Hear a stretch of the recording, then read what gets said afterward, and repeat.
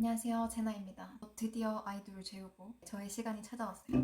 그래서 맥주 간단하게 포카치입니다. 따볼까요?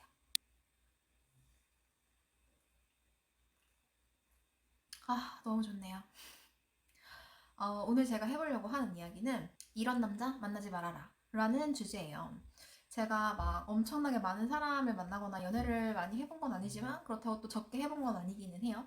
근데 뭐 사실 애 둘 딸린 아줌마 이제 와서 예전에 연애한 사람들 이야기하는 건 마치 무용담 같기도 하고 무슨 의미가 있나 싶기는 한데, 얼마 전에 톡방에서 친구들이랑 옛날 남자친구들 이야기를 하게 된 거예요. 그 남자친구들 이야기를 곰곰이 생각을 해보다가 나 이런 남자는 정말 사람들한테 만나지 말라고 이야기해주고 싶다 라는 세 가지 유형의 남자가 떠오르더라고요. 이게 단순히 뭐 나쁜 남자 혹은 뭐 바람피는 남자, 주변에 여자가 끊이지 않는 남자, 이런 뭐 기본적인 거 말고 제가 직접 경험한 사람들 중에 진짜 헤어져서 너무너무 다행이다 라는 생각이 드는 사람들의 유형이에요. 첫 번째, 술버릇이 안 좋은 사람. 제가 술버릇이 안 좋은 사람을 두 명을 만나봤는데 이 두 명 다 진짜 최악이었어요. 술이라는 게 본인이 해독할 수 있는 수준 이상의 알코올이 체내에 흡수되게 되면 뇌에 영향을 미치게 돼서 이성적인 판단이라든지 생각 자체가 불가능해지게 되잖아요. 평소에 본인이 자제해 오거나 숨겨왔던 그 본성이 드러나게 되더라고요. 어쩌다가 그러는 거는 나도 사실 그러니까 실수다라고 생각하고 넘어갈 수 있겠는데, 이게 똑같은 모습이 반복되어서 보이는 사람들이 있어요.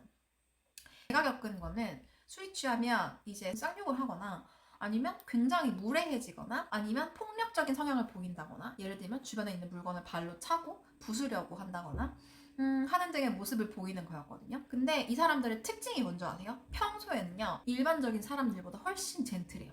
훨씬 다정다감하고 젠틀한데 이제 술을 마시면 이게 돌변을 해서 그 모습이 보이는 거죠. 저는 똑같이 비슷한 사람을 두 명을 겪고 나니까 원래부터 좀 그런 본성이나 성향을 가지고 있는 사람이 평소에는 그 감추려고 엄청나게 가식적인 다정함으로 사람들을 대하다가 술을 마시면 그 숨겨놓고 있던 본성이 나는 게 아닌가라는 생각이 들더라고요. 근데 사실 저도 생각해보면 숨겨진 본성이 되게 나쁜 년일 수 있죠. 누구든 간에 그 숨겨진 본성이 아주 깨끗하고 바람직하지는 않을 수 있다고 생각하는데, 그렇다고 너무 나쁠 필요도 없잖아요. 그래서 저는 일단 술버릇이 나쁜 사람은 만나지 말아라 라고 이야기하고 싶어요. 첫째, 남이랑 나를 비교하는 남자. 진짜 별로죠. 제가 다른 영상에도 올렸었는데, 제가 대학 시절에 처음으로 다이어트를 해야겠다라고 생각하게 된 계기를 만든 게 남자친구였어요. 보드게임 카페에 더블데이트를 갔는데 마을은 제 친구는 시킨 음료를 안 먹고 있었고 저는 그걸 먹고 있으니까 야 쟤도 안 먹는데 네가 밥까지 먹고 와서 왜 그것까지 먹고 앉았냐 라는 남자친구의 핀잔에 제가 약간 핀트가 돌아가지고 그럼 나도 살을 빼야겠다 라고 생각을 하고 이제 다이어트를 시작을 했던 거였죠. 거기서 손절을 쳤어야 되는데 그때는 어려가지고 그게 마치 내가 뭔가 잘못한 것 같아서 나도 그러면 좀 친해지고 이래야겠다라고 생각해서 다이어트를 시작했던 건데, 뭐 여튼 어쨌든 간에 다른 사람이랑 비교를 하는 거는 비단 남자친구와 여자친구 사이에서 뿐만이 아니라 자식으로서도 부모로서도 혹은 친구 사이에서도 저는 해서는 안 되는 거라고 생각을 하거든요. 누구든 간에 남과 비교하는 소리를 들으면 사실 기분이 엄청 나쁘잖아요. 물론 누구나 완벽할 수는 없으니까 고쳐야 할 부분이 있는 거는 맞겠죠. 상대와 나와의 관계에서 해결을 해야 될 일이지, 여기에 제3자의 인물을 끌고 들어오면 이제 그때부터 문제가 시작이 된다고 저는 생각을 해요. 만약에 남자친구가 어떤 기념일을 깜빡하고 넘어가게 됐어요. 그러면 여자친구가 화날 수 있겠죠. 저는 그런 거 가지고는 화 나지도 않는데 여튼 이렇게 예를 들어보자는 거예요. 화가 날 수 있겠죠. 그래서 내가 서운해. 이럴 때 말을 하는 게, 누구 남자친구는 어떻게 해줬다는데 자기는 왜 그래? 자기는 왜 그런 것도 기억을 하나도 못해? 라고 이야기를 하는 거랑, 나 사실은 자기가 오늘 기념일이라서 이렇게 해주는 걸 기대했어.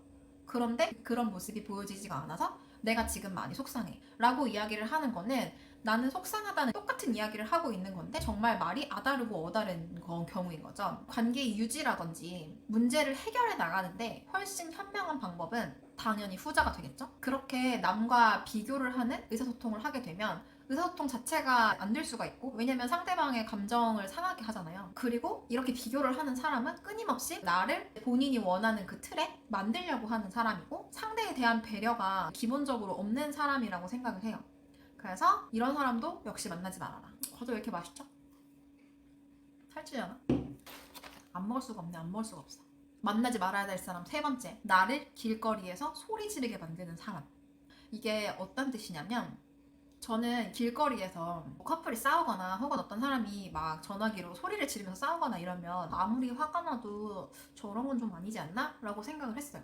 그런데 제 인생에 저를 이렇게 만드는 남자친구가 딱 한 명 있었거든요. 얘랑 뭔가 이야기를 하다가 트러블이 생기면 제가 이렇게 고래고래 소리를 지르는 사람이 되겠더라고요. 그것도 공공장소에서. 저는 이 남자친구를 만나면서 깨달았어요. 아, 사람의 모든 관계는 굉장히 상대적이구나. 저는 원래 남자친구랑 문제가 있거나 아니면 다른 친구랑 문제가 있다고 해도 막 그렇게 소리 지르면서 싸우거나 저는 웬만하면 싸움을 되게 피하는 성격이어서 그냥 제가 받아들이고 말지 싸우는 성격이 그런 성격이 전혀 아니거든요. 둘째가 깼어요. 갔다 올게요. 네, 재우고 다시 왔는데 언제 깰지 몰라요. 빨리 찍고 돌아가야 될 것 같아요. 그런데 이 남자친구를 만나는 동안에 제가 학교에서 걸어가면서 그 길거리를 내내 소리 지르면서 싸우고 지하철역에서까지 소리를 지르면서 싸우고 있더라고요. 이게 그냥 상대방이 어떤 모습을 보이고 나를 어떻게 대하느냐에 따라서 나라는 사람의 모습도 완전 달라지는 거죠. 저의 말에 전혀 귀를 기울이지 않는다는 느낌이 들거나 혹은 개선의 여지가 전혀 없어 보이거나 아니면 일방적으로 비난을 미친 듯이 퍼붓는다거나 계속 비아냥거리고 핀잔을 준다거나 의사소통의 방법을 가진 사람이 그렇게 점점 화가 나게 만들더라고요. 이거는 아무리 내가 생각해도 잘못된 것 같고 그러다 보니까 저도 이제 저의 일방적인 의견과 뭐 견해를 관철시키기 위해서 엄청나게 강하게 대응을 하고 있는 거예요. 물론 제가 가지고 있는 천성이나 성격도 있겠지만 누구와 어떤 상호작용을 하느냐에 따라서 내 모습이 달라지잖아요. 여러분도 아실 거라고 생각해요. 그래서 스스로 생각해도 본인을 이상한 사람으로 만들어버리는 그런 남자 만나지 말아라 라고 이야기하고 싶어요. 뭐 말해놓고 나니까 별거 없는 것 같은데 이런 여자도 만나지 마시고 그리고 우리 스스로도 이런 사람이 되지 않도록 해야 될 거라고 생각해요. 다행히 아직 애들이 안 깼네요.